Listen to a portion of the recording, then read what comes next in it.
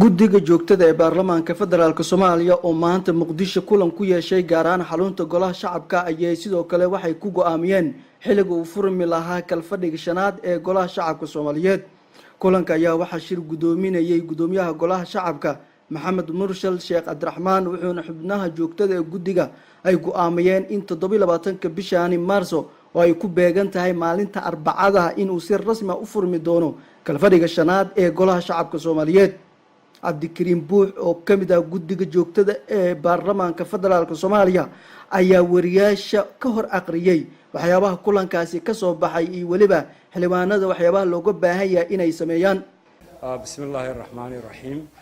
maanta oo khamiis ah waxaa dhacay guddiga joogtada ee golaha shacabka ayaa kulankoodii koowaad ku qabsaday xarunta golaha shacabka waxaana gudoominayay gudoomiyaha golaha shacabka iyo gudoomiye ku-xigeenkiisa koowaad ayaa joogay.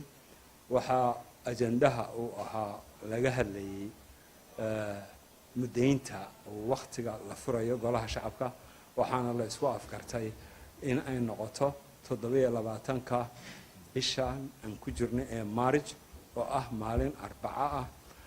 marka dhammaan xildhibaanada golaha shacabka meel kasta joogan waxa la ogeysiinayaa inuu goluhu furmayo 27 bishan Maarch sida awgeed cidii banaanka joogta xildhibaanada banaanka joogaana ay soo galaan xildhibaanada guduhu joogaana ay ogaadaan inay tahay 27 bisha Maarch furitaanku. waa mahadsan. xildhibaanada golaha shacabka oo muddo 2 bilood fasax ku jira ayaa waxaa horyaalo ajandooyin dhowr ah oo u baahan inay xansaxiyaan maadaama muddo 2 bilood xildhibaanada ay fasax ku jireen. Burhaan Cali Macow, Maanta TV, magaalada caasimadda ee Muqdisho.